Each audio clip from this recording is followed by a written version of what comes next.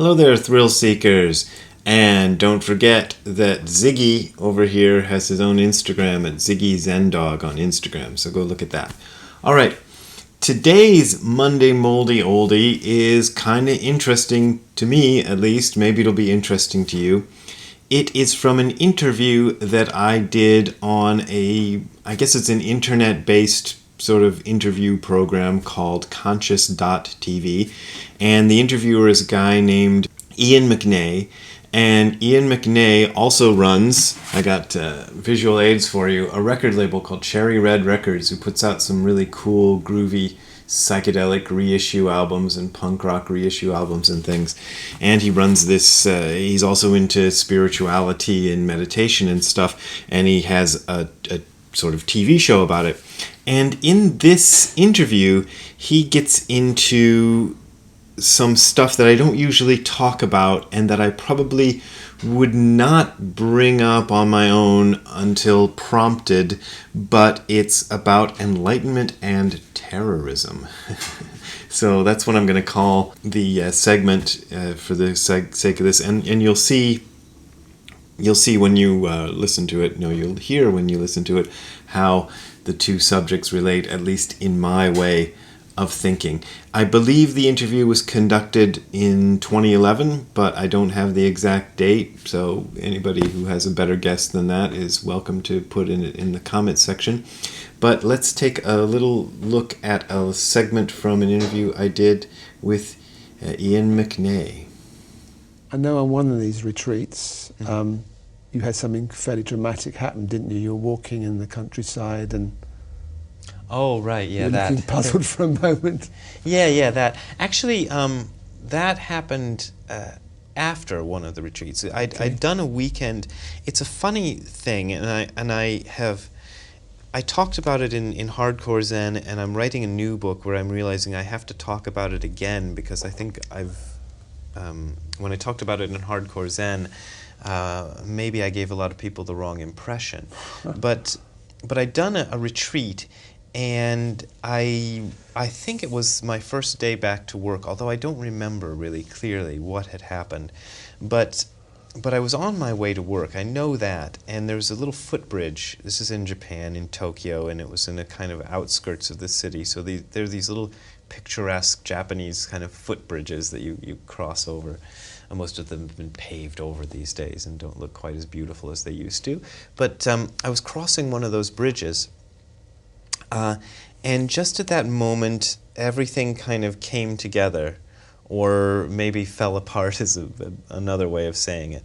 But there was a sense of finally coming to terms with all of what this practice had been about up until that time. And certain little phrases I'd heard from my teachers that had not made sense before very suddenly made sense. And I remember Tim saying something, just in passing during, I don't know, probably a conversation we'd had. He said something like, "It's more you than you could possibly be." And I didn't know what he was talking about at the time. What is this thing that's more you than you could possibly be? And at that moment of crossing the bridge, I suddenly thought, yeah, it's more you than you could possibly be. And now, I don't know how many years after that experience, it's hard for me to say it any more clearly than what Tim said. It's more you than you could ever possibly be.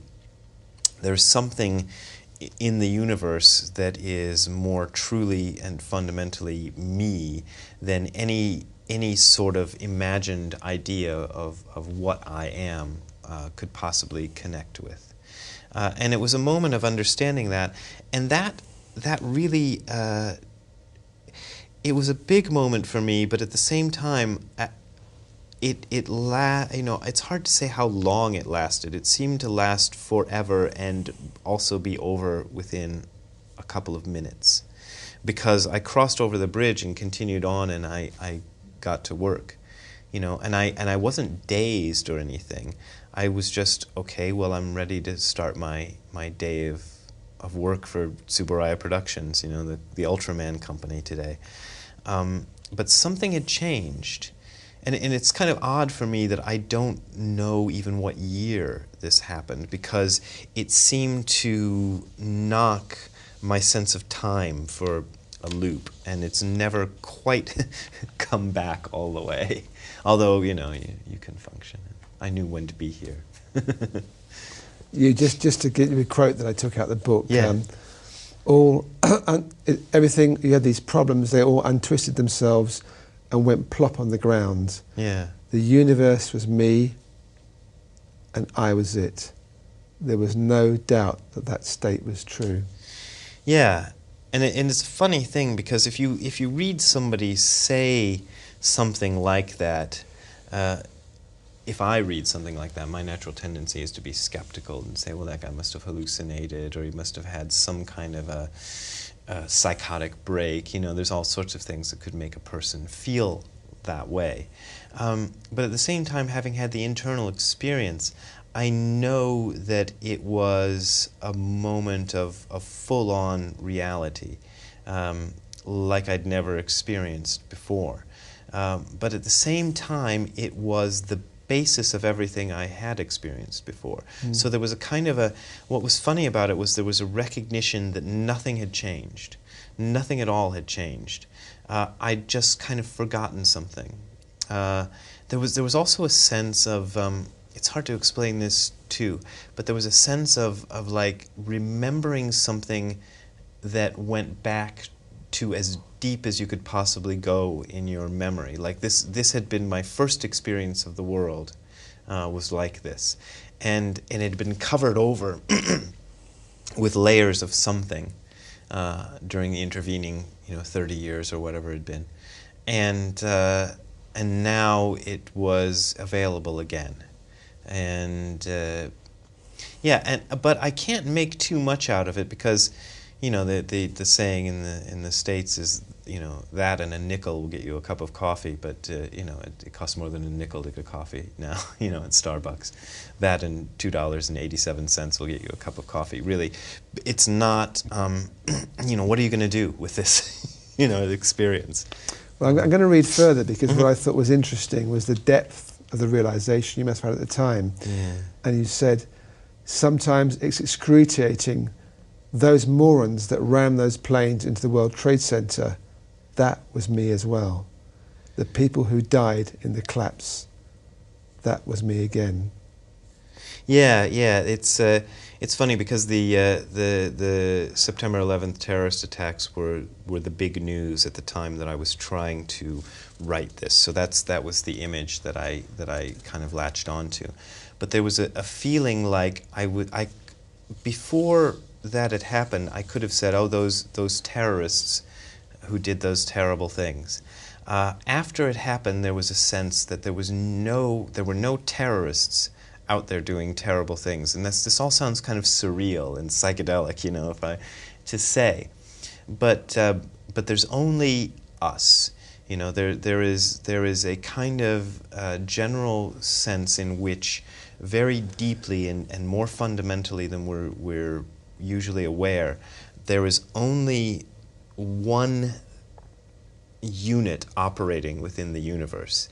And it takes on a lot of different forms, such that it's very hard for one of its forms to sometimes recognize another one of its forms. But a sense that I had, because I know that September 11th attacks happened after this moment, because I remember watching it thinking, oh my God, what have I done?